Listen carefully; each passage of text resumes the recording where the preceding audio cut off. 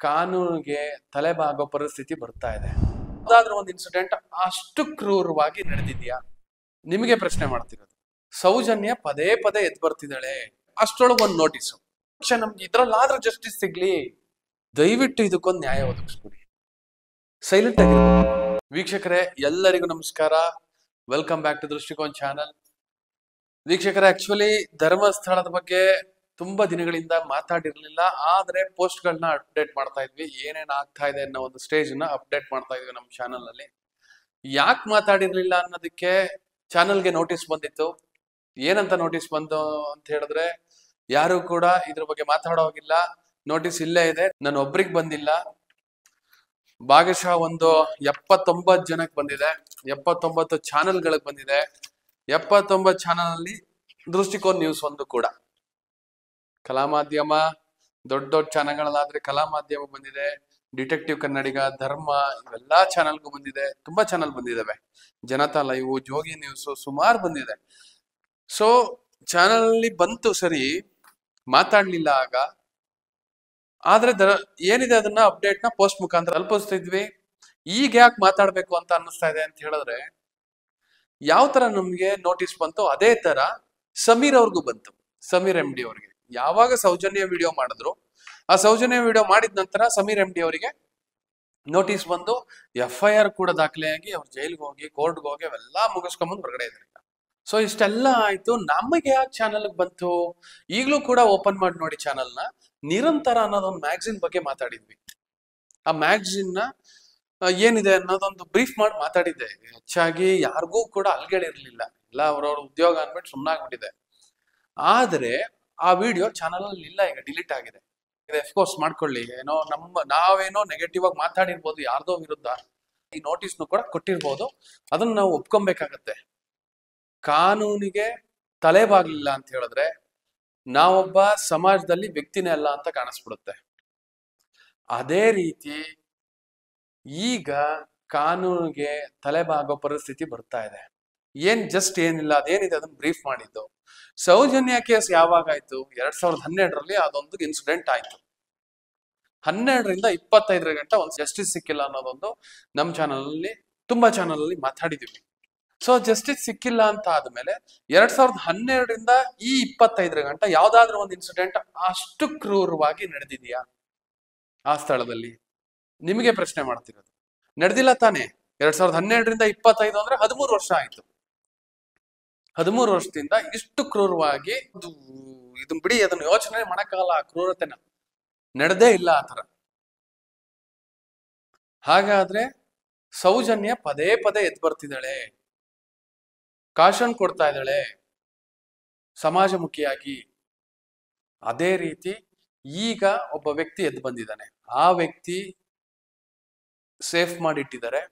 Of course ನಿಮ್ಮೆಲ್ಲರಿಗೂ ಗೊತ್ತಿದೆ, ಅದನ್ನ ಡ್ರ್ಯಾಗ್ ಮಾಡೋ ವಿಚಾರ ಬೇಡ. ಅದನ್ನ ವಿಚಾರ ಆಗಿದೆ, ಅದು ಹಿಂಗೆ ತಲೆಬುರುಡೆ ತಗೊಂಡ್ಬಂದಿದ್ದಾನೆ, ತಗೊಂಬಂದ್ ಸಾಕ್ಷಿ ಸಮೇತ ಒಪ್ಸಿದ್ದಾರೆ.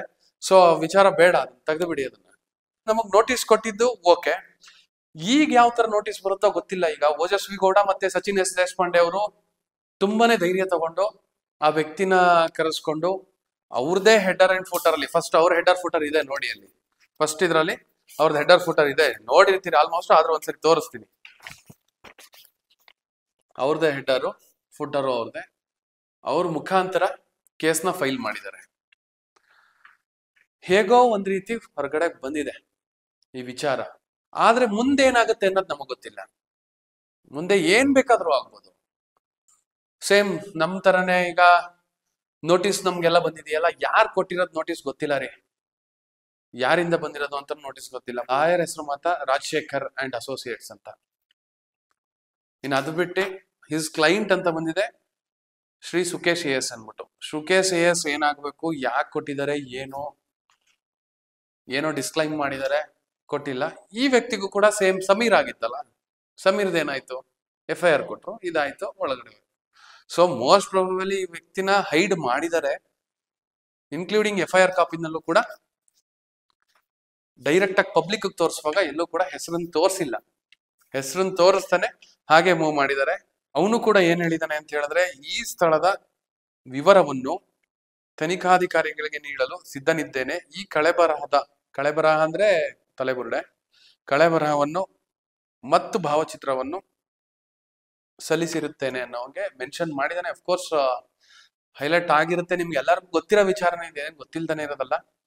ಕೊಡ್ತೀನಿ ಅಂತ ಹೇಳಿದಾನೆ. ಬಂದು ಎಲ್ಲಾ ಒಂದೊಂದ್ ಜಾಗದಲ್ಲೂ ನಾನೇ ನಿಂತು ಪೊಲೀಸರ ಸಮ್ಮುಖವಾಗಿ ಅದನ್ನ ಹೊರ ತೆಗಿತೀನಿ ಅಂತ ಹೇಳಿದಾನೆ. ತೆಗಿಯಕ್ಕಾಗುತ್ತೋ ಇಲ್ವೋ ಗೊತ್ತಿಲ್ಲ. ಇವತ್ ಮೋಸ್ಟ್ಲಿ ಕೋರ್ಟ್ ಇದೆ ಅನ್ಸುತ್ತೆ ಅದ್ರದ್ದು, ಈ ಕೇಸ್ದು. ಸದ್ಯಕ್ಕೆ ಆ ವ್ಯಕ್ತಿನ ಡಿಸ್ಕ್ಲೋಸ್ ಮಾಡ್ಬೇಡಿ, ಎಲ್ಲೋ ದಯವಿಟ್ಟು ಡಿಸ್ಕ್ಲೋಸ್ ಮಾಡ್ಬೇಡಿ. ಇದು ಕೂಡ ನಾಶ ಆಗ್ಬಿಟ್ರೆ ಎಲ್ಲಿಂದ ಹುಡ್ಕೊಂಬರಕ್ಕಾಗತ್ತೆ, ಯಾರು ಅಂತ ಗೊತ್ತೇ ಇಲ್ಲ ಇದುವರೆಗೂ. ಈಗ ಸೌಜನ್ಯದ ಆಯ್ತಪ್ಪ. ಸೊ ಈಗ ಸೌಜನ್ಯ, ಪದ್ಮಾವತಿ, ಎಷ್ಟೋ ಹೆಣ್ಮಕ್ಳುಗಳದ್ದು ಈ ತರ ಆಗೋಗಿದೆ. ಸೊ ಇಷ್ಟೆಲ್ಲ ಆದಾಗ ಈ ವ್ಯಕ್ತಿನೂ ಕೂಡ ಸುಮಾರು ಜನದ ಸಾಕ್ಷಿ ಕೊಡ್ತೀನಿ ಅಂತ ಹೇಳ್ತಾ ಇದ್ದಾನೆ. 10, 12, 13 ಸಾಕ್ಷಿನ ಅಸ್ಥಿ ಪಂಜರ ತೆಗಿತೀನಿ ಅನ್ಬಿಟ್ಟು. ಒಂದೇ ವಿಚಾರ, ಸಿಂಪಲ್ ಕಾನ್ಸೆಪ್ಟು.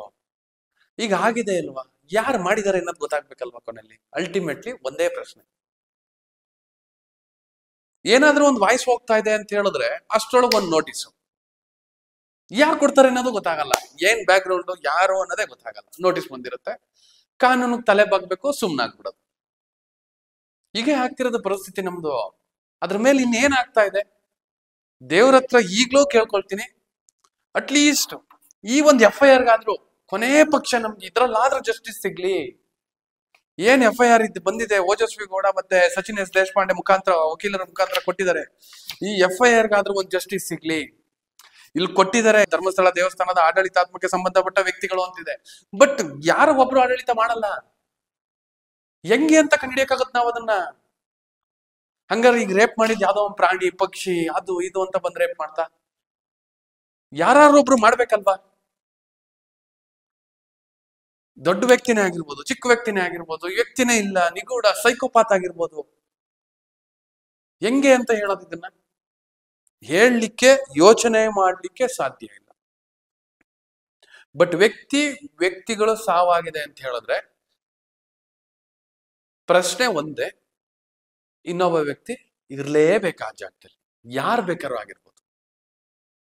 ಇಲ್ಲೇನಾಗಿದೆ ಈಗ ನೋಡಿ, ಈಗ ಜಸ್ಟ್ ಇದು ಫುಲ್ ರೀಡ್ ಮಾಡದೆ, ಆಲ್ಮೋಸ್ಟ್ ಯಾರ್ಯಾರು ಫಾಲೋ ಮಾಡ್ತಿರ್ತೀರಿ ಅಥವಾ ಯಾರ್ಯಾರು ಇದ್ರ ಹಿಂದೆ ಇದ್ದೀರಿ ಅವರೆಲ್ಲರೂ ಓದಿರ್ತೀರಿ ಇದನ್ನ ಪೂರ್ತಿ.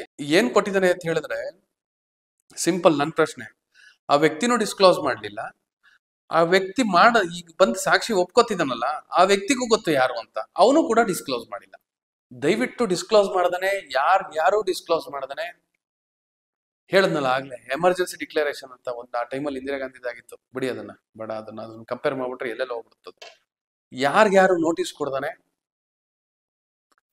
ಕಾನೂನಿಗೆ ಮತ್ತೆ ಆರಕ್ಷಕರಿಗೆ ಕೋರ್ಕೊಳ್ಳೋದು ಏನು ಅಂತ ಹೇಳಿದ್ರೆ ದಯವಿಟ್ಟು ಇದಕ್ಕೊಂದು ನ್ಯಾಯ ಒದಗಿಸ್ಕೊಡಿ.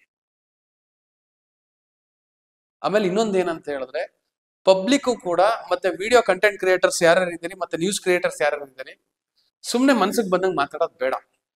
ಇಲ್ಲಿ ಗಂಟ ಅಪ್ಡೇಟ್ ಏನಾಗಿದೆ, ಸೊ FIR ಆಗಿದೆ, ಇಲ್ಲ ಆಗಿದೆ, ಹಿಂಗ್ ಬರ್ತೀನಿ ಅಂತ ಹೇಳಿದಾನೆ. ಅವ್ನ್ ಬಂದು ಪೊಲೀಸರ ಸಮ್ಮುಖವಾಗಿ ತೆಗಿತೀನಿ ಅಂತ ಹೇಳಿದಾನೆ. ಅದ್ ತೆಗೆದ ನಂತರ ಏನಾಗುತ್ತೆ, ಅದೆಲ್ಲ ಏನಾಗುತ್ತೆ, ನೆಕ್ಸ್ಟ್ ಫೊರೆನ್ಸಿಕ್ ರಿಪೋರ್ಟ್ ಹೋಗುತ್ತೆ, ಫೊರೆನ್ಸಿಕ್ ರಿಪೋರ್ಟ್ ಆಗಿ ಲ್ಯಾಬ್ಗೆ ಹೋಗುತ್ತೆ, ಲ್ಯಾಬ್ ಹೋಗಿ ಅದೇನಾಗುತ್ತೆ ಅದು ಕಾನೂನಾತ್ಮಕವಾಗಿ ಆಯ್ತಾ ಹೋಗುತ್ತೆ. ಆಗ ಸಂದರ್ಭದಲ್ಲಿ ಏನಾಗುತ್ತೆ, ಯಾರ ಮೇಲೆ ಏನು ಅನ್ನೋದು ಗೊತ್ತಾಗುತ್ತೆ. ಆಗ ಅಲ್ಲಿ ತನಕ ನಮಗೂ ರೈಟ್ಸ್ ಇಲ್ಲ, ನೀವು ನೋಡ್ತಿರೋರ್ಗೂ ರೈಟ್ಸ್ ಇಲ್ಲ.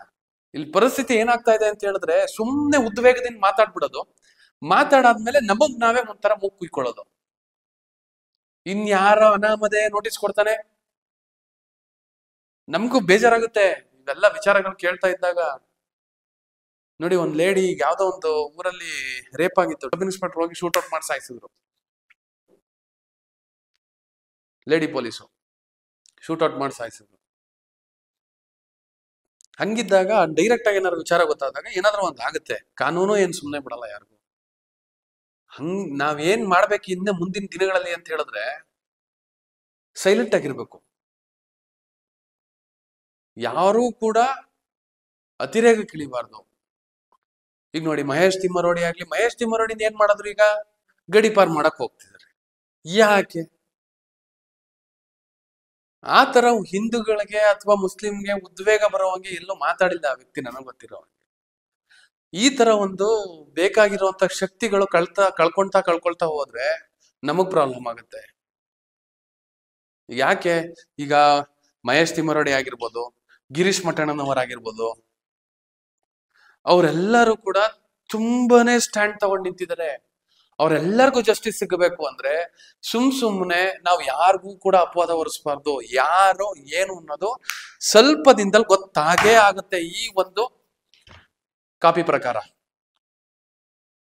ನಾವು ತಾಳ್ಮೆಲಿ ಇರ್ಬೇಕಾಗತ್ತೆ. ತಾಳ್ಮೆಲಿ ಇದ್ದಷ್ಟು ನಾವು ಅದೇ ಹೇಳದ್ನಲ್ಲ, ನೋಟಿಸ್ಗಳು ಕಡಿಮೆ ಆಗುತ್ತೆ, ಜಯಿಸಕ್ಕೆ ಈಸಿ ಆಗತ್ತೆ, ಜಯ ಆದಷ್ಟು ಬೇಗ ಒಲಿಯುತ್ತೆ. ಇಷ್ಟನ್ನು ಹೇಳ್ಬೇಕು ಅನ್ನೋದಕ್ಕೋಸ್ಕರ ಈ ವಿಡಿಯೋ ಮಾಡ್ತಿರೋದು ವೀಕ್ಷಕರೇ. ಹೆಚ್ಚಿನ ಮಾಹಿತಿ ಇದ್ರೆ ಕಮೆಂಟ್ ಬಾಕ್ಸ್ ಅಲ್ಲಿ ಕಮೆಂಟ್ ಹಾಕಿ. Thank you. ವಂದನೆಗಳು.